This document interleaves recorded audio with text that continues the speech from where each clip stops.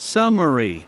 Two very different slugcats find each other in the vast, dangerous wasteland. Could it be fate that draws the two together? Chapter 3. A fellow survivor for a starvation cycle. It had been going surprisingly well. When starving, survivor could barely move effectively, let alone search or hunt for enough food to fill his stomach. The weakness starvation had on his body had more than once led to his death. While walking from the shelter, survivor's stomach twisted with anxiety.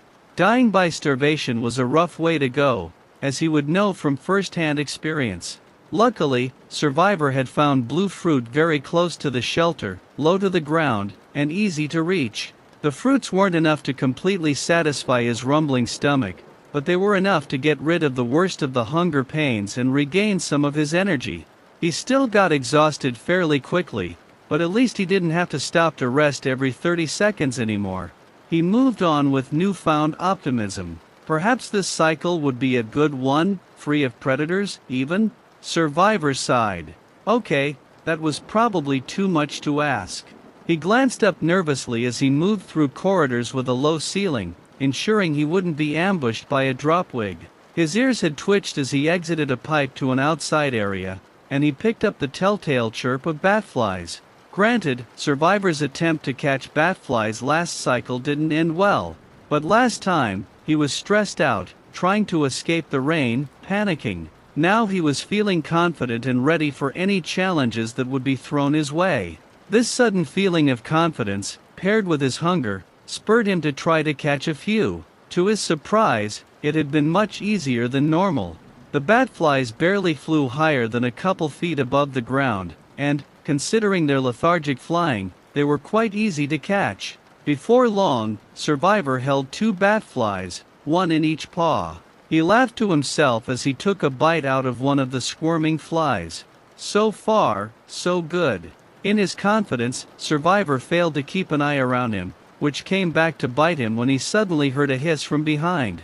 On instinct, survivor threw himself to the side, narrowly avoiding the suddenly appearing lizard's bite. Righting himself, he turned to look at his new opponent, a pink lizard, which meant an easy escape by climbing up a pole was impossible. He should have known it had been way too easy. He should have known things would go wrong.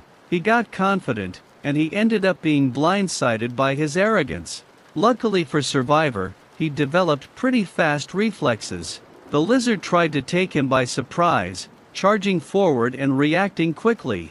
Survivor threw himself onto the closest pole and grabbed on. While climbing, he glanced down to see the lizard climb after him faster than he'd liked. He decided to jump off the pole and start running instead. Maybe if he ran quick enough, he could reach the pipe he came through and escape. He stood on the top of the pole and glanced down, seeing the lizard approaching quickly, jaws open. Survivor leaped off the pole and landed clumsily on the ground.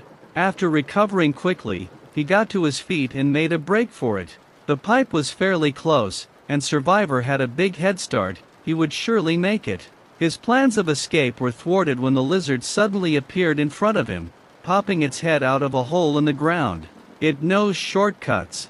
He slid to a stop and quickly staggered back, just in time to avoid the sharp jaws snapping at him. The lizard hissed in frustration, stopping temporarily to glare at the slugcat, as if offended that survivor was fighting so hard to stay alive. He scowled back, hissing at his opponent. Survivor looked around for anything to use as a weapon but came up empty. All that was around him was rubble and rocks. The lizard suddenly barreled towards him again. Thinking quickly, survivor picked a stone off the ground and hurled it at the lizard. It hit its intended target, and the lizard flipped over temporarily, dazed. Survivor quickly dashed towards the lizard, jumping over its form right as it flipped over and got back on its feet. Survivor took a small moment to catch his breath, exhausted. At least now he finally had a chance to escape. Where was the next pipe? Looking around the area, his heart dropped as he came to a disturbing conclusion. He had backed himself into a corner, facing a dead end via a large steel wall that was too tall to climb and too wide to walk around. There were no pipes nearby that survivor could see, and none that were reachable from his location anyway. He turned back around to see the lizard back on its feet, glaring at him. If a lizard could look furious, this one definitely did. Survivor gulped and backed up, his back hitting the wall. If he hadn't been exhausted, he might have made one last desperate attempt to get away. But he knew there was no escape. Even if he somehow got past the lizard, he would not be able to outrun it in his current state. The lizard hissed and started approaching slowly, as if it knew its prey had no escape. Survivor looked around in a panic, trying to see if there was anything he could use to save himself. He spotted nothing, no rubble or weapons he could use to distract or defend himself to avoid his grisly fate. The lizard was very close now. It opened its massive jaws and prepared to strike. Survivor whimpered and closed his eyes. At least let it be quick, just one bite to the neck. Sometimes, in Survivor's death cycles, the first bite wasn't enough to kill. Instead, the lizard had carried him off to its nest to finish the job, which had only drawn out his suffering, and it had been terrifying to slowly realize there was no escape as the lizard wouldn't let go no matter how much he struggled. He tensed up and prepared for the pain of the lizard's jaws snapping close around his body as he heard the lumbering beast stop right in front of him, feeling its hot breath against him. Suddenly, Survivor heard a mighty shout. He opened his eyes in confusion to see the lizard looking equally confused as it glanced around for the source of the disturbance. Where was the noise coming from? The lizard looked up, and Survivor swore he could see the creature widen its eyes slightly before a red shape came barreling down on top of it. He heard a pained hiss and saw the lizard writhe in pain. It had been speared through the neck and pinned to the ground, and it didn't take long for the creature to go limp. After a moment, a red paw reached over and pulled the spear free. Blinking, Survivor looked over to its owner and was left speechless from shock. His savior was a slug cat. A red slug cat with a scar over their right eye and a lot more on the rest of their body stood tall next to their kill. They were staring at the body of the lizard, almost as if they were expecting it to come back to life and keep moving. It had been a very long time since he had seen one of his kin, especially one so skilled at combat. Back in his colony, there were slug cats who could perform simple hunting duties and defend the colony from predators, but they would never be able to kill a lizard with a single spear, let alone completely by themselves. Eventually, the red slug cat glanced over at Survivor, almost as if they just remembered he was standing there. After a moment, they turned to face him fully, looking him up and down with an analyzing gaze. Survivor felt himself growing nervous. It had been a lot of cycles since he last had to socialize with another creature, let alone another slug cat. He had forgotten how he was supposed to act. In fact, it seemed that Survivor had completely forgotten how to talk at all. He tried, he really did. But when he opened his mouth to try to speak and the red slug cat perked up and looked him in the eyes, nothing came out. Frustrated, he looked away and fidgeted with his paws instead. A long stretch of agonizing silence followed, with Survivor growing more and more anxious. The red slug cat seemed a bit impatient, shifting his weight from one leg to another and twirling his spear around.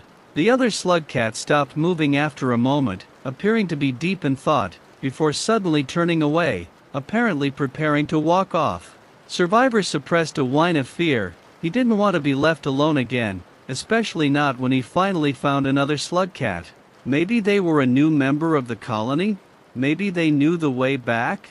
If not, then maybe they could help him reunite with his family. Survivor needed help, and this stranger was obviously strong and very skilled.